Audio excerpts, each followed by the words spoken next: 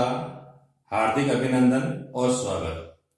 कल जो हमने पढ़ा था कि किस प्रकार से जो है बॉल सेविक जो होते हैं उनकी नीतियों के बारे में हमने पढ़ा था कि क्या वो करते हैं। आज हम पढ़ेंगे गृह युद्ध के बारे में। गृह युद्ध का मतलब होता है कि कोई देश जो होता है वो किसी दूसरे देश पर आक्रमण करना, इस प्रकार का युद्ध नहीं होता है। देश के अंदर ही विभिन्न विचारधाराओं के जो लोग होते हैं उनमें आपस में जो लड़ाई चलती है उन्हें हम गृह युद्ध कहते हैं। अब यहाँ जो स्थिति जो थी उनके बारे में हम जो है एक बार जानने की कोशिश करेंगे, क्या जो है यहाँ पर स्थिति थी। तो हम जानते हैं कि जो बोल्शेविक पार्टी जो थी या रशियन जो सोशलिस्ट पार्टी जो थी, ये पार्टी जो थी इसका जो है मॉस्को,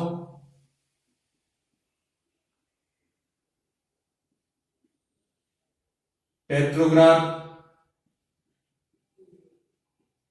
इन क्षेत्रों पर इसका अपना अधिकार हो गया था। लेकिन अभी भी जो है रूस के जो बहुत बड़ा भाग जो था वहां पर जो उदारवादी जो लोग जो थे या गैर बोल्शेविक जो समाजवादी जो लोग जो थे वो थे, या सामाजिक क्रांतिकारी जो लोग जो थे वो थे, या राजा को पसंद करने वाले यानी जार के शासन को पसंद करने वाले जो लोग जो थे वो भी लोग जो थे वो इनकी विचारधाराओं से खुश नहीं थे। इनकी विचारधाराओं से बोल्शेविक पार्टी जो थी उसकी विचारधाराओं से प्रभावित नहीं थी।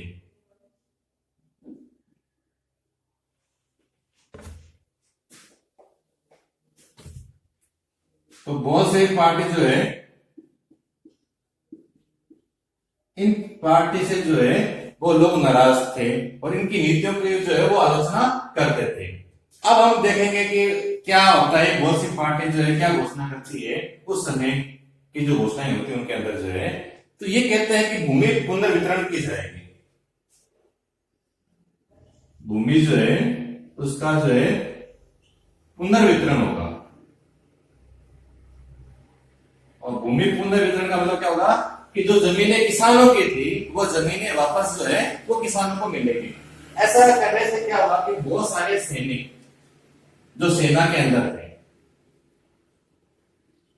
वो सेना को छोड़कर वापस अपनी जगह पर आ गए थे। क्यों? क्योंकि उनको लगता था कि उनकी जमीनें उनको वापस मिल जाएगी। इसकी वजह से भी जो है सेना के अंदर जो है एक प्रकार से जो है बदलाव आने लगा था। तो ये घटनाएं जो थी ये रूस के अंदर जो होने लगी थी। बोल्शेविक पार्टी के द्वारा जो है भूमि वितरण की जो प्रक्रिया जो है उनके द्वारा की गई थी। अब कुछ जो दक्षिणी जो रूस जो था वहां पर जो बोल्शेविक पार्टी के लोग जो थे उनको नापसंद करने वाले जो लोग जो थे उन्होंने अपने आप को इकट्ठा करना शुरू कर दिया था और बोल्शेविक पार्टी को हटाने का प्रयास करने लगे थे। ऐसा कार्य जो है ये दक्षिणी रूस के अंदर जो है अधिक मात्रा में हो रहा था। तो दक्षिणी रूस के अंदर जो है इस प्रकार की प्रक्रिया हो रही थी कि बोल्शेविक पार्टी जो है उसके विरुद्ध में जो भी लोग जो थे वो आपस में एक हो रहे थे। अब कुछ प्रतीक चिन्हों के माध्यम से जो है हम समझाने की कोशिश कर रहे हैं। रेड का मतलब लाल होता है और ये प्रतीक था बोल्शेविक पार्टी के लोगों का।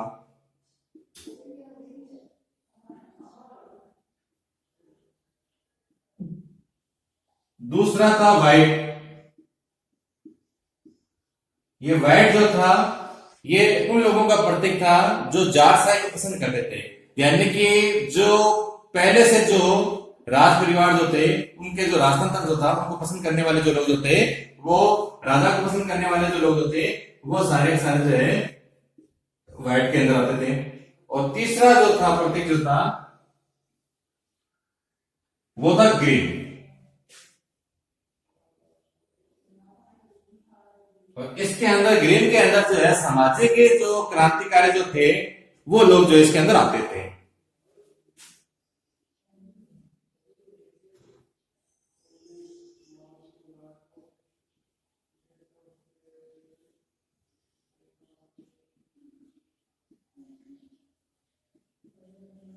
तो इस प्रकार से जो है तो व्हाइट और ग्रीन ये दोनों आपस में मिल जाते हैं और इस रेड जो है बोल्शेविक जो है इनको जो है दबाने का प्रयास जो है इनको इनके ऊपर जो है अपने सत्ता जो है ये प्राप्त करना चाहते हैं। तो ध्यान से सुनिए, बोल्शेविक पार्टी के सत्ता को हटाने के लिए जो है व्हाइट यानी राजा को पसंद करने वाले लोग और ग्रीन का मतलब हो गया सामाजिक क्रांतिकारी जो लोग जो है वो आपस में इकट्ठे हो जाते हैं और जो है ये सैनिक टुकड़ियों के माध्यम से इनके मध्य में आपस में जो युद्ध चलता है उसी को हम क्या कहते हैं, गृह युद्ध कहते हैं। अब ध्यान देना, ये हमने भी देखा था कि गृह युद्ध का मतलब था देश के अंदर ही, कोई देश दूसरे देश के ऊपर आक्रमण नहीं करता है। लेकिन हम क्या देखते हैं कि ये जो व्हाइट्स और ग्रीन जो लोग होते हैं इनकी मदद कौन करते हैं, इनकी मदद करते हैं ब्रिटेन, अमेरिका,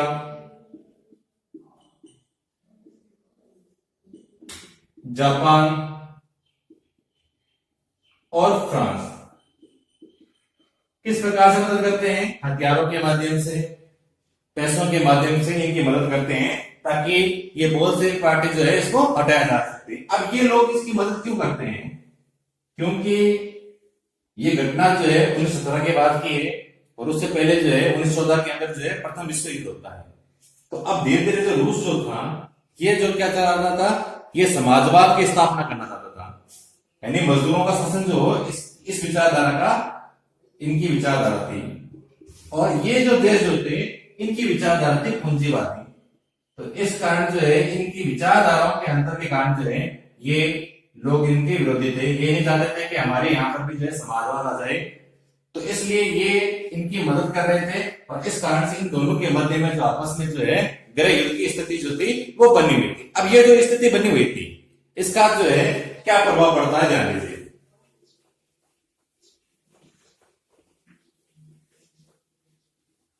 इसकी वजह से रूस के अंदर जो है डकैती है, लूट है, चोरी है, भुखमरी है, ये सब चीजें बढ़ जाती है। डकैती, लूटपाट, भुखमरी, चोरी, इस प्रकार की घटनाएं जो है ये अधिक मात्रा में जो है होने लग जाती है कि भी इस प्रकार से जो है ये घटनाएं रूस के अंदर जो है हमें देखने को मिलती है। यानी कि वहां की जो सामाजिक स्थिति जो होती है वो थोड़ी खराब हो जाती है इन आपस में गृह युद्ध के वजह से। अब हम देखेंगे कि ये जो विचारधारा के जो लोग होते हैं इनकी विचारधारा क्या थी और आगे इनका क्या प्रभाव पड़ता है। जैसे हमने व्हाइट वाला देखा था, व्हाइट मतलब जो अभिजात वर्ग के लोग जो थे या राजा को पसंद करने वाले जो लोग होते हैं, ये लोग क्या करते हैं कि एक सिस्टम इनके द्वारा लागू किया गया था कि जमीनें जो थी वो जमींदारों या अभिजात वर्ग से छीनकर जो किसानों को दे दी गई थी। अब ये व्हाइट वाले क्या कर रहे थे, वापस इन किसानों से जो है जमीनें जो है वापस छीन रहे थे।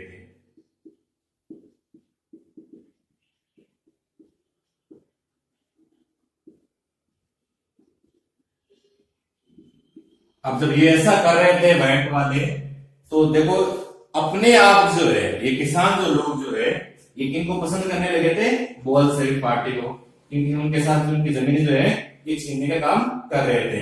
तो इस प्रकार से बोल्शेविक पार्टी के लोगों को जो है अपने आप जो है ये फायदा मिल रहा था। जो व्हाइट लोग जो है इस प्रकार के कार्य कर रहे थे, दूसरी तरफ जो बोल्शेविक पार्टी जो थी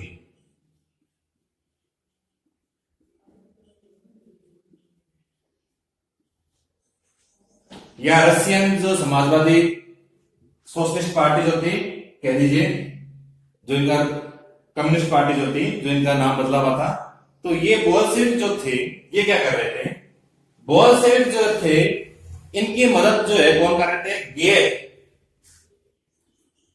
यानी जो रूस के नहीं थे तो गैर रूसी जो थे राष्ट्रवादी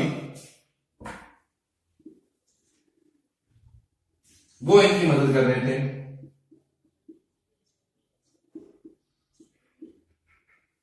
मुस्लिम जो है जदीदियों, जो मुस्लिम धर्म के अंदर सुधार करने वाले लोग थे,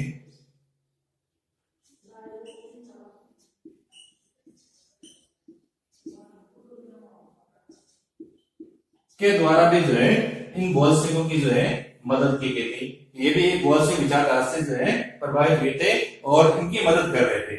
लेकिन हम क्या देखते हैं कि बोल्शेविक पार्टी जो है ये गैर रूसी जो थे इनकी मदद तो कर रहे थे, लेकिन एक स्थान है मध्य एशिया के अंदर जिसका नाम है खीवा।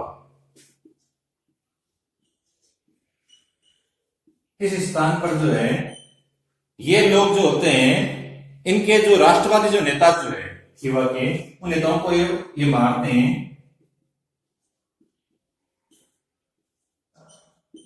राष्ट्रवादी नेता जो इनकी हत्या कर देते हैं।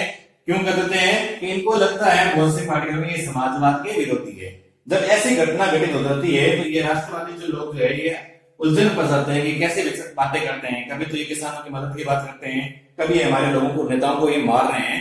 तो इस वजह से जो है ये आंशिक रूप से जो है ये नाराज रहते हैं। अब इस परिस्थिति से जो है काबू करने के लिए जो है बहुत सी पार्टी के लोग होते हैं एक संघ बनाते हैं कि पूरे रूस के और उसके आसपास के जो क्षेत्र जो है वो एक संघ के अंदर आ जाए।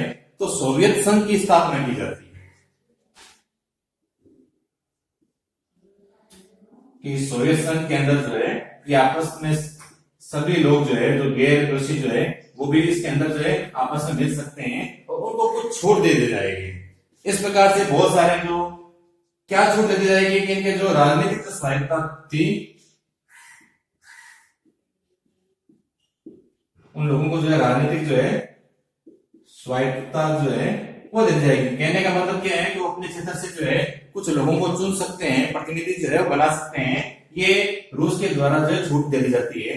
लेकिन रूस की जो नीतियां वगैरह जो थी वो इस प्रकार के थे कि ये इन लोगों को जो है ज्यादा समय तक जो है कुछ नहीं कर सके। आंशिक रूप से जो है नाराजी थे। कारण क्या था कि रूस ने कुछ नियम ऐसे लगा दिए थे, जैसे घुमंतु पर प्रतिबंध लगा दिया था। घुमंतु का मतलब होता है ऐसे लोग जो अपनी जीविका के लिए एक स्थान से दूसरे स्थान पर जाते रहते हैं, जैसे बंजारी वगैरह हमारे यहाँ पर होते हैं। तो ऐसे लोगों पर उन्होंने जो है प्रतिबंध लगा दिया था, जिसकी वजह से भी जो है ये जो राष्ट्रवादी जो लोग होते हैं ये आंशिक रूप से ही कुछ थे, पूर्ण रूप से जो है इनसे कुछ नहीं थे। अब हम आगे जो पढ़ेंगे कि आगे क्या होता है कि देखते हैं हम 1920 तक आते आते जो है लगभग सभी स्थानों पर जो है रूस के अंदर जो है बोल्शेविक जो है उनका नियंत्रण हो जाता है। अब 1920 तक जो है सभी जगह पर जो है अधिकार किसका हो जाता है? बोल्शेविकों का हो जाता है। अब इसके बाद अगला पॉइंट जो है वो है समाजवादी समाज का निर्माण।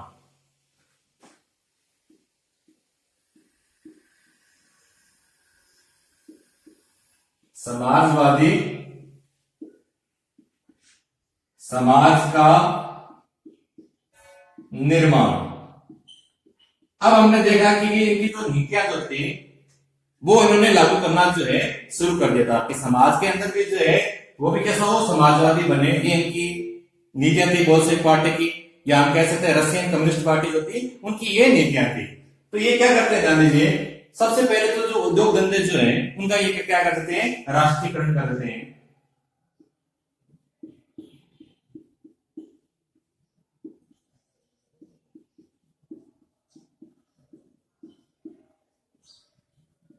कहने का मतलब कि जितने भी उद्योग धंधे जो हैं इनके ऊपर नियंत्रण और नियमन किसका होगा? ये जो होगा ये सरकार का होगा, जो वहां की रूस की जो सरकार जो होगी उनका होगा। ये जो इनके द्वारा जो है तय कर दिया जाता है, ये इनकी पहले की नीतियों के अंदर भी आता है। दूसरा ये क्या करते हैं कि सत्ता जो है उसका केंद्रीकरण कर देते हैं।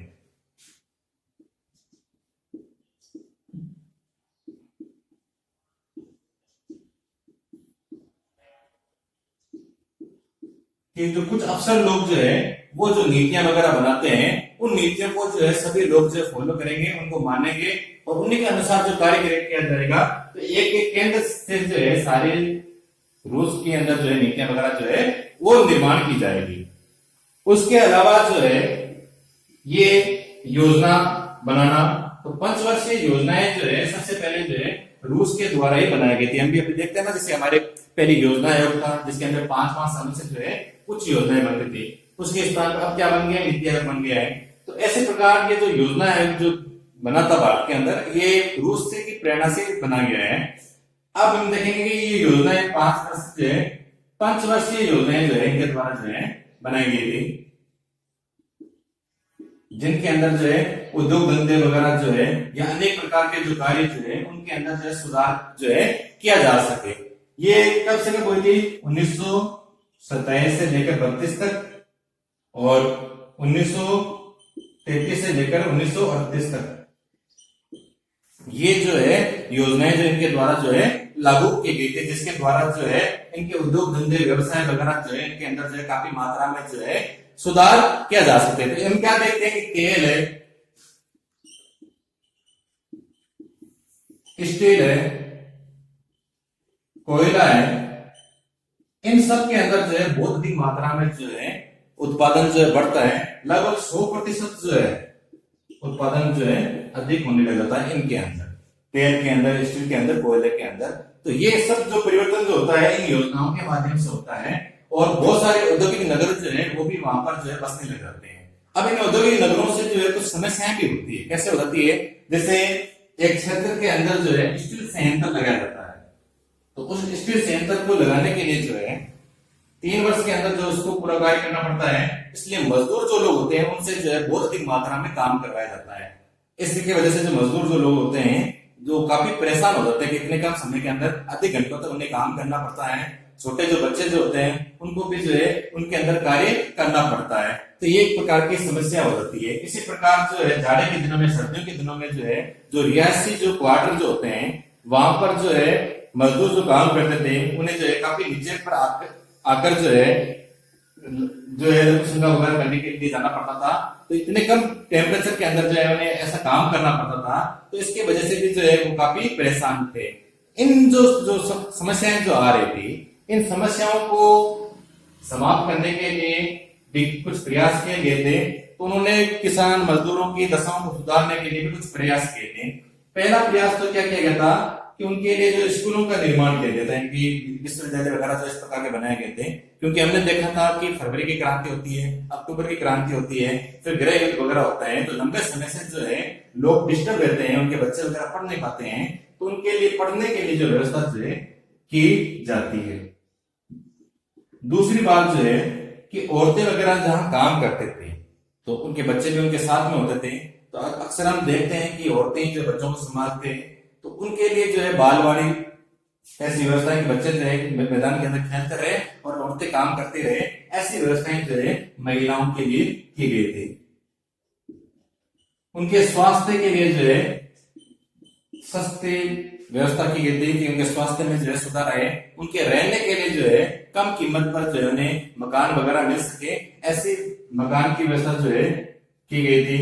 तो ये सारे प्रयास जो है ये सरकार के द्वारा किए गए थे, लेकिन हम देखते हैं कि सीमित संसाधनों के कारण, संसाधनों की कमी के कारण जो है